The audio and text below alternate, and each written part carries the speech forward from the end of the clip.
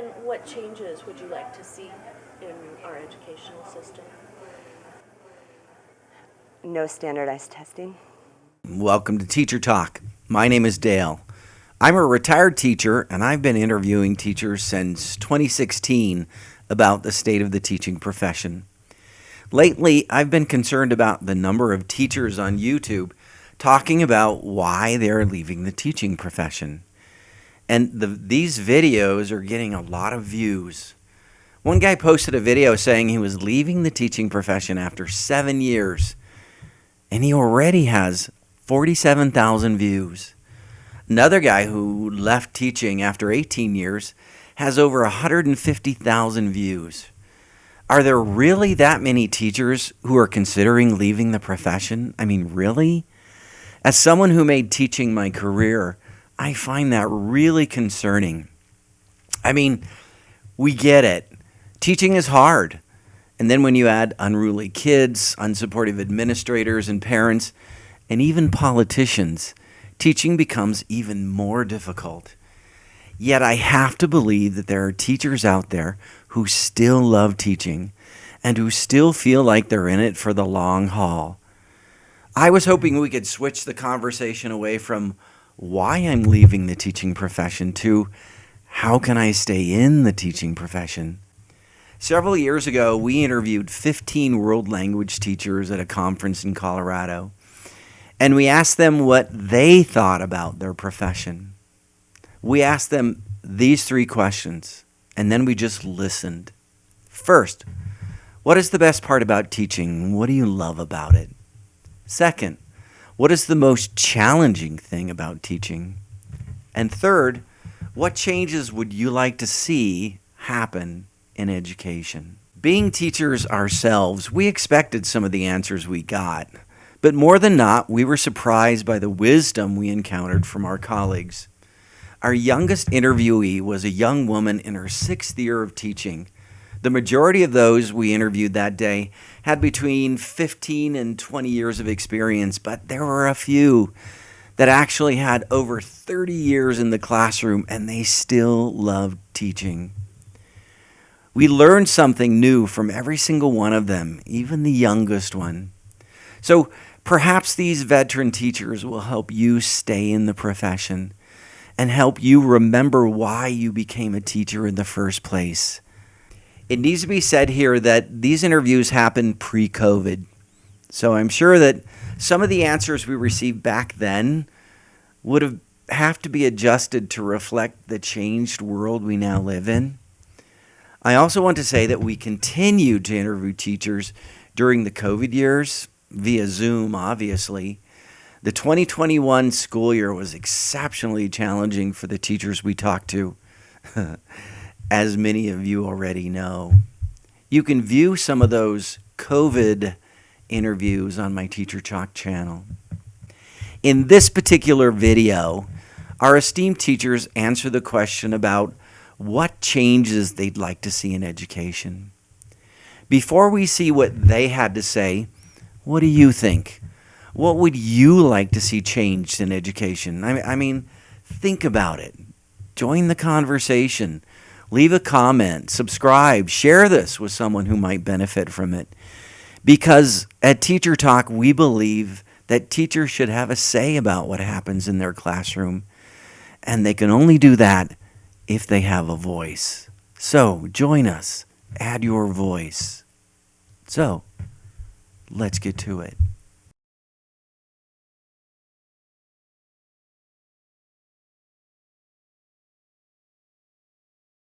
And what changes would you like to see in our educational system? You know, I don't really see the system as broken. I see people trying to fix it too much. It's not broken. The same system that educated me, that educated my father and educated his father, is now trying to educate my own children. It's not broken. We just keep messing with it. I love that answer. It's not broken. We just keep messing with it. How true is that? It should be noted here that there are groups out there who have a vested interest in convincing the American public that the educational system is indeed broken when it's not. And these groups are usually outsiders and not educators, but we'll get back to that in just a minute. This is Rachel. At the time of this filming, Rachel was working at a school with a high-risk population. Of all of our interviewees that day, she probably worked with the toughest population, and you can hear that in her answers. She mentions in this section that she would like to have kids realize the value of their education. If you've ever worked with an at-risk population, you know exactly what she means by that. If I could see change in the school, I would have more accountability for students in terms of them having a firm understanding of what it is that they need to know and why they're in school, and just really the value of their education. This is Wendy. Wendy was the youngest teacher we interviewed that day. I think she has an advantage of being closer in age to her students.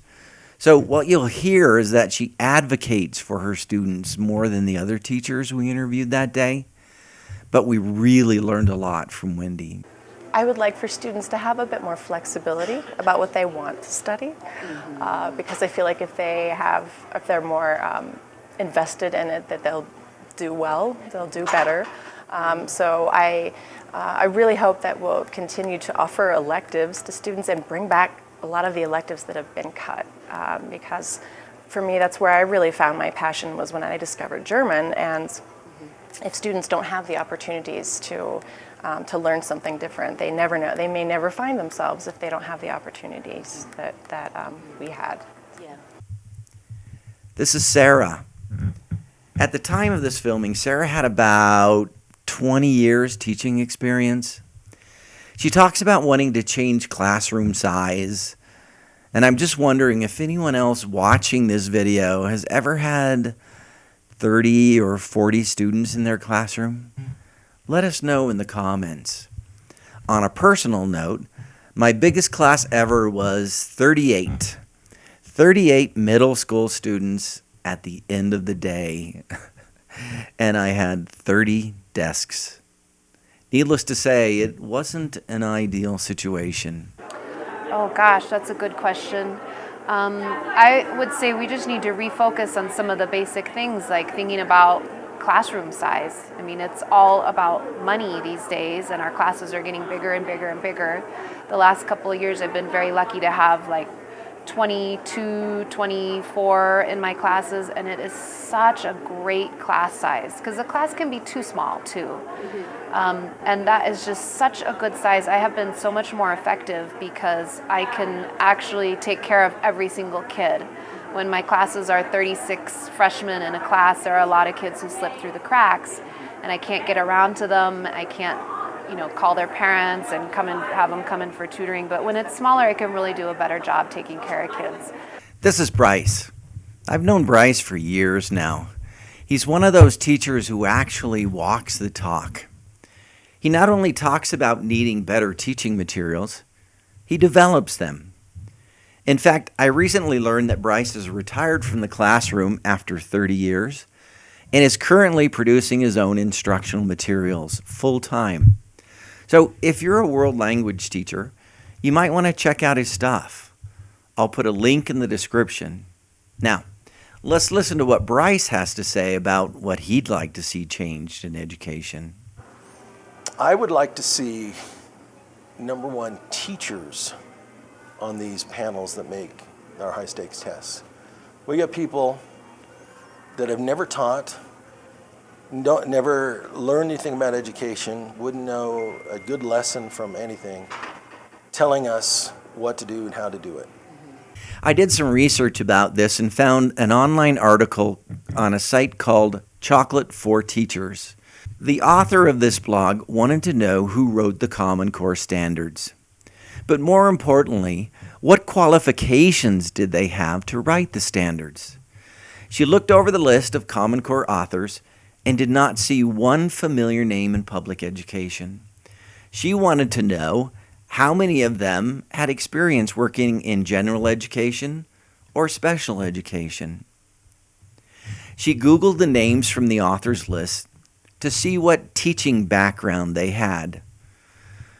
What she found was that even though a few of the authors had some experience teaching at the university level, none of them had ever taught in a K-12 public school setting. So I did the same thing.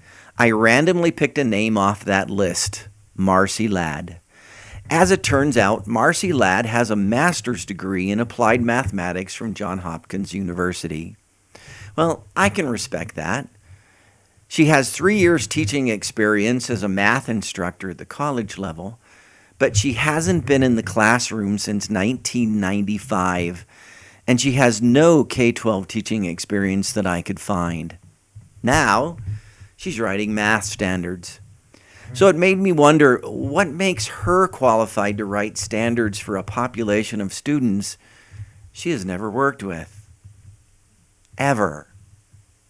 The Chocolate for Teachers author went through the list one by one, searching for just one teacher who daily nurtures students in the classroom, someone who knows how to reach children from all backgrounds, someone who believes that their greatest role in life is to guide, teach, and love children. But unfortunately, as you already know, she could not find anyone on the list who met that criteria. We have to wonder why these people were chosen for the task in the first place. Did they really understand that their work would affect millions of teachers and children all over the country? Were they even qualified for the task of writing the standards? Being so far removed from public education, how would they even know if the standards they were writing actually prepared students for the next grade level? Was that even their goal? Did anyone think to consult the actual classroom teachers in this case? I really doubt it. So why is there not one single K-12 public school teacher on the entire list? Why were we so completely left out of the process? The fact is, we do need practicing K-12 teachers helping to write the core standards. We need people who actually work with K-12 students and know their needs. So in that light, I nominate Bryce.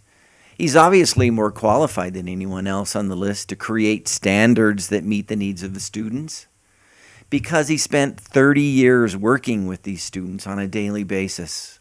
So, Bryce, are you up for it? I nominate you. This is Allie. The day we were filming, Allie spent most of the day trying to avoid us. But we finally cornered her, and she agreed to sit down with us and have a conversation. And we are so glad that she did. Here's what she wants to see changed in education. No standardized testing. I would like to see the big money of textbook companies and testing companies be gone from education. It's what's driving curriculum and driving education, and in the political world, showing the world that schools are failing when in fact they're not failing. It's not the right measure. So if we could just take care of childhood poverty, I think a lot of our problems in education would go away. Because we already know the test scores. We just look at the demographics, right? Right. So Right. we don't really need to keep testing and keep testing. Wow, a lot to address there. So let's start with big money being removed from teaching. I found an article in Politico online entitled "No Profit Left Behind." The gist of this article says that Pearson has its hand in so many educational services that the North American division would continue to flourish even as states and school districts had to cut their budgets. As long as their sales reps could convince everyone that Pearson's products produced results, the profits would continue to flow in their direction. But I don't even know why we're talking about sales reps and results. Testing is mandated at both the state and federal levels. Pearson gets paid despite the results. And that's the finding of the Politico article as well. and I quote, "Public contracts and public subsidies, including at least $98.5 million in tax credits from 6 states, have flowed to Pearson even when the company can't show its products and services are producing academic gains." So let's see if we have a clear picture of this. School districts all over this country are under state and federal mandates to test students every year. Pearson provides those mandated standardized tests, and in addition to that, they also provide the prep materials for taking the test. Pearson makes huge profits from this little scam, but can't show that their products are actually producing academic gains. Anyone else think there's something wrong here? So, if you've been a classroom teacher for a while, let me ask you this. Do you really think that Pearson is actually helping your students achieve academic gains? I don't see it now, and I didn't see it then when I was still in the classroom, but maybe I'm wrong. Let us know what you think in the comments. After reading this article, here's my frustration. For the last 5 years of my teaching career before retiring, my pay was frozen because the district was supposedly struggling with funding issues, and it affected my retirement benefits. But during those same 5 years, the testing didn't stop. So I lost thousands, but Pearson still got paid. So I'm with Allie here. Let's get rid of big money in education. It's what's driving curriculum and driving education, and in the political world, showing the world that schools are failing when in fact they're not failing. It's not the right measure. If you've been around teaching for a while, you'll remember the good old No Child Left Behind days. There was a lot of bad press then, and well, actually, there still is. And that bad press says that education is failing our children. And the villains, the real villains are, do you want to fill in the blank? Yeah, that's right, teachers. The American public was led to believe that the only way to fix the broken educational system was to limit teacher input, since teachers are the problem, don't you know? So the question must be asked, if our educational system is not broken, then why is the American public being told that it is? Now, that's the $98.5 million question, isn't it? As I've already said, there are groups out there that have a vested interest in propagating the lie that schools are failing. So, if you want to solve the mystery of who's spreading this lie, I suggest you follow the big money. If we could just take care of childhood poverty, I think a lot of our problems in education would go away. Because we already know the test scores. We just look at the demographics, right? Right. So Right. we don't really need to keep testing and keep testing. Somehow we knew she was right, but where was the proof? So I went looking for the proof, and lo and behold, I found it in an article written by a professor of biological science at Florida State University. His name is Walter Schinkel. I hope I pronounced that right, Schinkel. In his article, he made a rather stunning claim. But before we get to his stunning claim, we have to point out that Florida, like every other state, assigns some sort of grade to schools based on their performance on the state standardized test.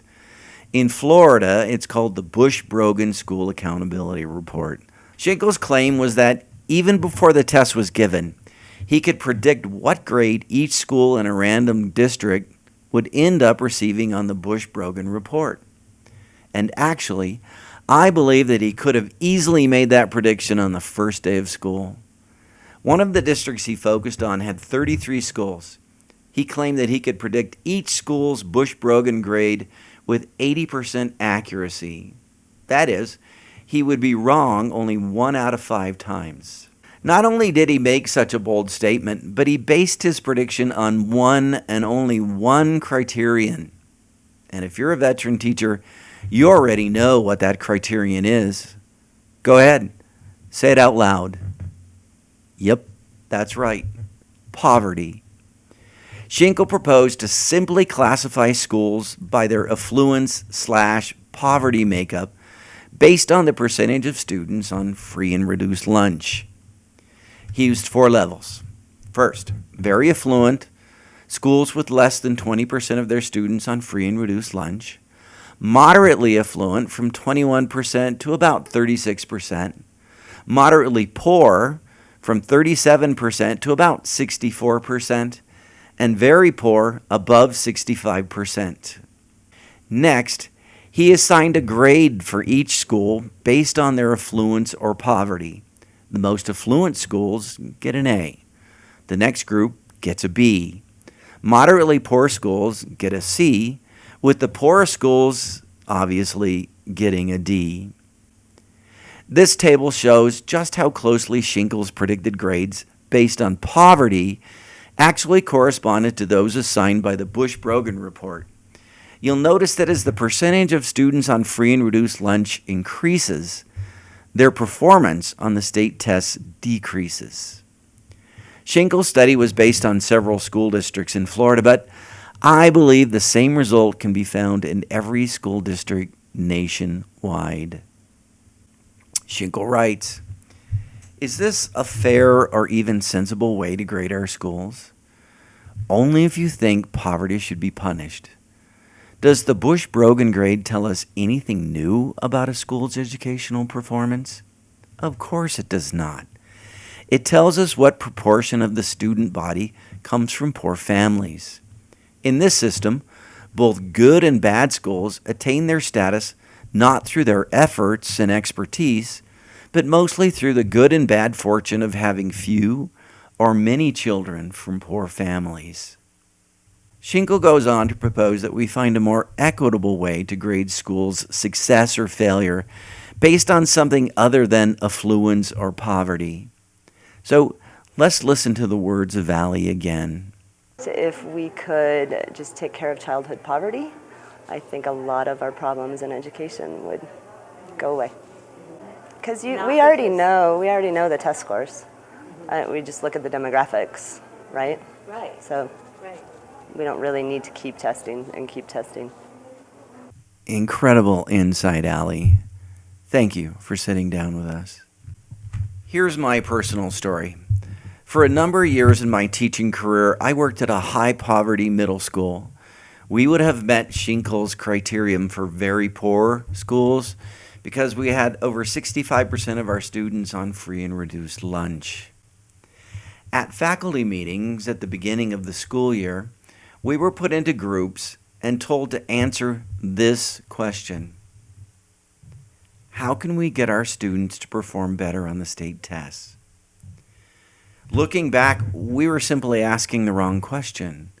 We should have been asking, how can we neutralize the negative effect poverty has over our kids? But that question was never discussed. Well, that's not exactly true. We did discuss it amongst our fellow teachers, but it never made it to the higher-ups, and that's where all the important decisions are made. So, nothing was changed. The years I spent at this school were the most rewarding years of my teaching career. It was the hardest working staff I've ever had the honor to be a part of. These were teachers who were committed to working with underprivileged kids, and they were good at it. Even though our school was the perennial runner-up for the worst performing middle school in the district. But for us, our poor rating as a school wasn't really who we were as a staff, and it wasn't an accurate measurement of what we felt we had accomplished with our students. Later, the state of Colorado started printing school grades in the newspaper. Now, obviously, this was back when people actually read newspapers. So now I guess the grades would be posted online, making them accessible to everyone, everywhere.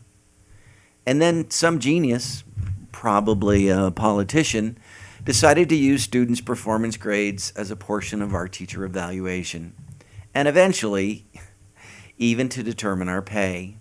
Just think of that. It's probably okay if you happen to work at a high-performing school, but who would choose to work at a building where you continually receive substandard teacher evaluations, simply because you teach students of poverty? Who would choose to stay? That's the sad irony of this whole thing. At-risk schools need the best teachers they can find. And when school districts reward those dedicated teachers with subpar teacher evaluations, it provides many of them with yet another reason to leave at-risk schools and at-risk children, and to find better schools with better evaluations. And as Allie would say, it's not the right measure. This is Paul. I've known Paul for decades. And as you'll see, Paul is a big picture guy. His answer to what he'd like to see changed takes Allie's comments to the next level. So if you really want to fix education, then listen to what Paul has to say. You know, I'm a big picture guy. So it starts with healthcare, prenatal healthcare for the kid. It starts with resources for families that don't have resources. And so it's early childhood education. It's healthcare for those kids, for those families, and it's resources that have to get funneled back into society so that our jobs as teachers is not impossible. That's what changes education. You can try and reform systems. I am a big advocate of trying to improve ways to connect with kids and deliver content and have an experience for kids to learn more and have more fun doing it. But these are all things that are really at the margins, okay? We will not fix this solution until we fix the bigger problems in our country. Because it's all just nitpicking at the edges, and every attempt and all that time and energy spent on, let's have a differentiation workshop, or let's have this workshop, this is all at the margins. Nothing will change fundamentally until our society changes fundamentally, and that's my answer. So. This is Deling. Deling teaches Mandarin at the elementary school level. How cool is that? An elementary school offering Mandarin? I know, right? Anyway, we really enjoyed Deling's interviews, basically for two reasons. First, it's obvious that she loves working with children. She loves being a teacher. And at the time of this filming, Deling had been teaching for over 30 years. And it would not surprise me one bit to hear that she is still in the classroom. The second reason is that being Chinese, Deling brings a unique perspective to the American educational system. Listen to her explanation of how teachers in the Chinese culture are listed among the 5 esteemed, and compare that to how Americans view teachers and the teaching profession. I think one thing I would like to change is the whole society's view about teaching, about teachers. Where I came from, Chinese society, the teacher are listed among the 5 esteemed. So it's the heaven and the earth and your leader of the country, and then your parents and your teacher, the 5 things that you esteemed. So even teachers are not paid as well as doctors or engineers, but their status in the Chinese society traditionally is very high. We said we respect teachers, respect teaching in this culture in America. We only say it. It's not from real. There. It's not really real. But then it takes a whole society to change that. It's not, and it doesn't take 1 minute or one month or 1 year. It has to be a long time. Yeah. So there you have it. This is what our esteemed colleagues thought needed to be changed in our educational system. If you have something to add, join the conversation and leave a comment. And if you made it this far, thanks for watching. I don't do any other types of social media, just YouTube. So if you thought this video was helpful, please share it with someone who might benefit from it. Remember to like, share, and subscribe. Also, check out some of these other Teacher Talk videos. At Teacher Talk, we give teachers a voice. So join the conversation and help us keep teachers in the profession. Thanks for watching.